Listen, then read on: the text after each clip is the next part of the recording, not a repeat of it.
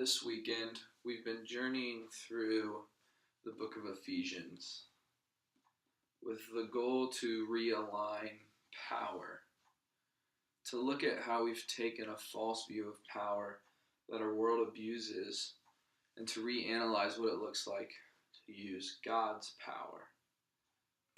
We've done that by breaking down the book of Ephesians basically between 1 to 4 and then 4 through the finish.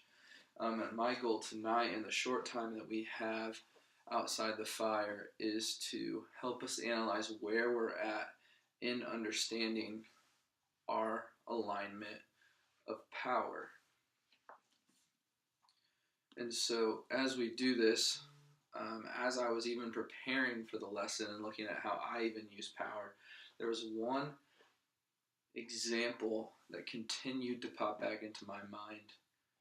And that had to do with girls in high school. And so I became a believer in 7th grade. I spent time with small groups. I went to church. I was reading my Bible, studying prayer. But there was always one thing that I wasn't willing to submit to the Lord, and that was girls. In the context of girls and relationships, I felt like I had power. I felt as if I could control them, as if I could decide who to spend time with, who to be around, who could talk to me. I could decide how far to go, what could happen, who got to talk to me. I could talk to multiple girls because that gave me control, that gave me power over them.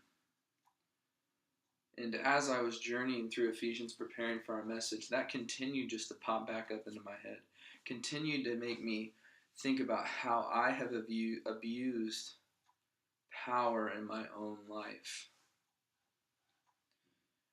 And so as we journey through our passage of Ephesians 5, 7 through 14 today, I want you to even think about, where am I abusing power?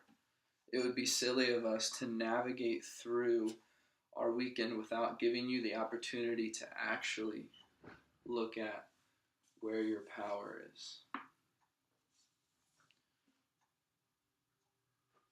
So I'm going to read our passage for us today, starting in Ephesians 5, verse 7.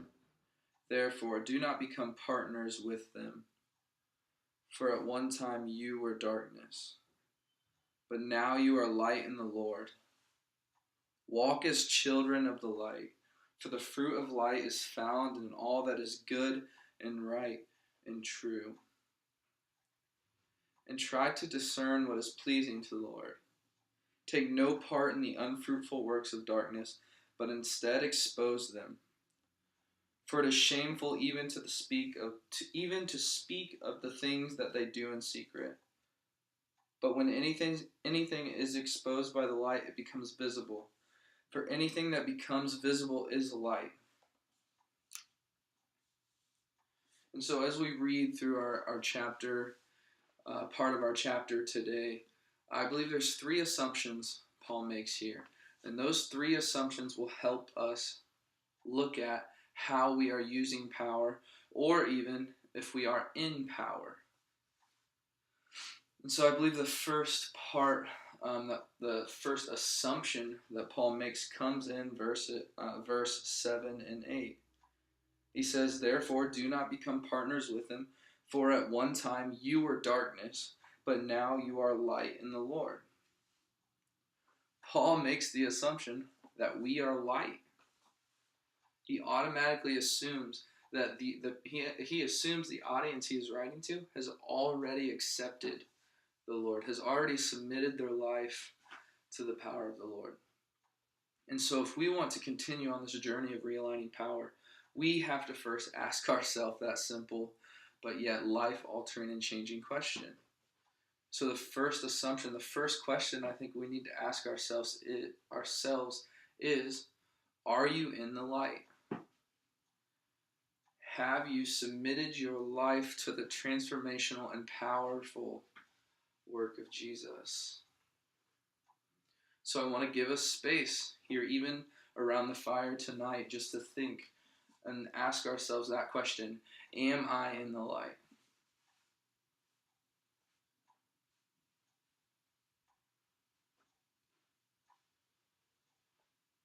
If you're someone that can't answer this question, if you're someone who struggles to say yes to this question, I want you to grab one of our leaders right now and just kind of go off to the side and talk to them about where your heart's at or what's running through your mind in this instant. As we progress through the passage onto the next section in verses in the second half of 8 and then in verses 9 and 10, Paul makes the assumption that his people are walking as children of the light. And we'll reread that section as it says, "But now you are light in the Lord. Walk as children of light. For the fruit of light is found in all that is good and right and true. And try to discern what is pleasing to the Lord." And so Paul makes this assumption that first, the people are in the light. Secondly, that the people are walking as children of the light. This is maturity. This is what we're trying to do in our discipleship relationships. This is what we're trying to do in our mentor relationships. It is to grow as children of the light. And John 8:12 tells us that I am the light. I am being Jesus. And so by Jesus being the light and walking as a child of the light, we are walking as a child of Jesus. We are walking to grow and learn and be shaped by the maturity and love and powerful transformational work of Jesus. And so some of us felt pretty good after the first question of, am I light? We're 1 for 1, right? We're moving on. We feel like we're doing great. And then we have to ask ourselves the second question of, am I a child of the light? Am I taking active steps of obedience to the Lord? Am I growing in maturity? Am I discovering my pathways and my natural tendencies of ways to connect and spend time in the presence and powerful work of Jesus? That's something we've got to ask ourselves tonight. Are you walking as a child of the light?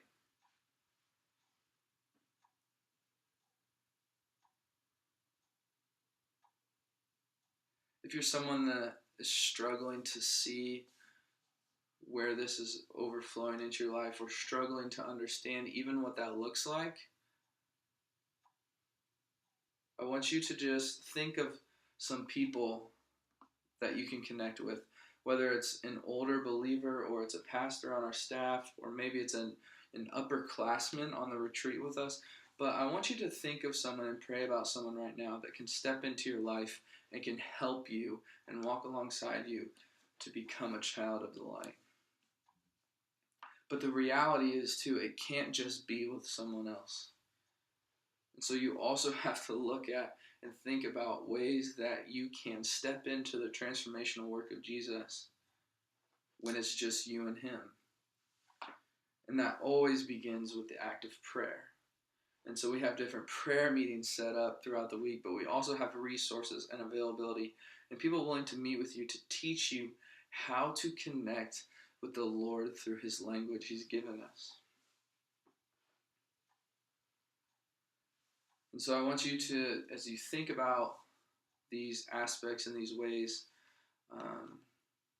to be a child of the light, I want you to really think about taking action in those. There's also the other side where some of us say, yeah, I'm being mentored. I spend my Devo time with God, whether it's in the morning or the middle of the day or the night. It doesn't really matter, to be honest. But yeah, I am stepping into maturity. I'm growing. I can look back to 2.5 years ago and see the growth of my life. I can look back to last month and even see how I've grown from then. And I notice my ability to reflect and lean and step into the presence of God. And so we feel great about 2 for 2. And so it seems a little bit easy. But I think the third assumption that Paul makes in Ephesians becomes the hardest. And so we're going to look at that in verses 11 through 14, and it says, "Take no part in the unfruitful works of darkness, but instead expose them. For it is shameful even to speak on the things that they do in secret. But when anything is exposed by the light, it becomes visible. For anything that becomes visible is light." And so the third assumption Paul makes is that I am light. You are light. You are a light exposing darkness. And so the third self-reflective question that you have to ask yourself is, am I light? Am I exposing the darkness around me? Are you just stepping into the natural ways and sin culture that we are surrounded by?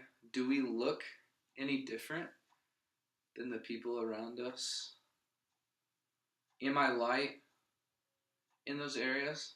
Or am I avoiding darkness completely and not fulfilling my call to go out and be in the world and be a representation of Jesus? I think being light is the hardest of the two because there is a lot that goes into it, but you always have to look back to the other two assumptions. To be light, you always have to be a child of the light, and you always have to remember what it means to be in the presence of the light and to be in the presence of Jesus. And so some of you, this is the tricky step. This is where it gets hard. This is where accountability and community and fellowship becomes so vitally important, to look at the guys around you and to say, hey, I need help in this area, or I have this friend group that I'm trying to be light in, but sometimes I stumble. And if you come alongside me, we can be an even better light in this area. And so as we look at our group of Ephesians assumptions, the three that we look at, the first being, am I light? Am I submitting to the powerful transformational work of Jesus? Second, am I a child of the light? Am I taking active steps of maturity? Am I taking active routes and ways to experience more and learn more and grow more into the character of Jesus? And third, am I light? Am I taking the first two pieces of transformation and being light out of the overflow of transformation and power coming into my own life? So some of you may be asking, why in the world are we around a fire tonight? Why are we down in the middle of the woods on a night when it's 20 degrees and snowing? Why are we out here? And so right now we are all in the presence of this fire. We are in the presence of the light. We feel the warmth, and we are able to see because this fire is sharing its fruits with us. It's sharing the product that comes from its own resourcefulness. So what I want us all to do now is turn around with our backs to the fire.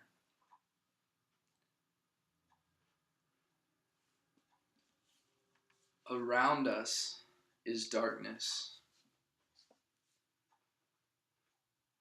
We're in the presence of the light right now, but as you look around us, it is complete darkness.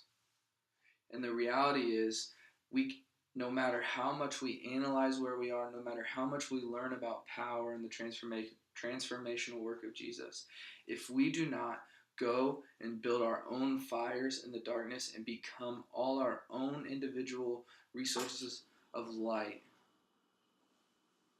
we're missing something. We are all called to go and build our own fires. It is the missional, redemptive, and restorational work of Jesus that we are all called into. And that's where we all want to journey to together, to encourage each other and to walk alongside each other in. But that begins with first analyzing where you're at. Are you ready? Are you in a position? Are you growing to a place where you can be an and authentic and meaningful piece of light? Maybe you need to spend time being a child of the light. Maybe you need to just grow and learn and reshape and rebuild before you can really go out and be a pure and, and, and authentic piece of light. Maybe this idea of being a child of the light and being light seems drastically unreasonable because you haven't even stepped into light. And so that's where you're stuck. That's where you don't understand. Or maybe you need to even come back to that position in that moment where you became light and think, God, what led me here? Those are all questions we need to ask ourselves tonight. And so I want you to, on our walk back, we're going to pair up. I want you to grab one other guy from down here, and each of you are going to share where you're at. If you're someone who has just accepted the light, if you're someone who's just submitted to the light, or if you're someone who isn't even ready to do that and doesn't know what that means but needs to hear more about that, share that with that other person. If you're someone who's struggling to find ways to maturity and ways to create disciplines and steps of areas of growth with the Lord, share that with the person you're walking with. If you're someone who needs encouragement in being light, or you're someone struggling to be light in the world around you, share that with your partner. After each of you have shared and you've gotten to know each other's story and where they're at, I want you to take the time to pray over each other, to share with each other encouragement, love, and the power of Jesus working through your voices to encourage and transform and shape the hearts of your partner. By analyzing where we are at, we take what we looked at earlier with Dave and realigning power, and it allows us to produce authentic, creative, and purposeful unity and fellowship that joins Jesus in restorative work. And that is exactly what Ralph is going to share with us in the morning. But we can't go from Dave to Ralph without analyzing where we are. So ask yourselves, am I light? Am I a child of the light? And how am I being light? Let me pray.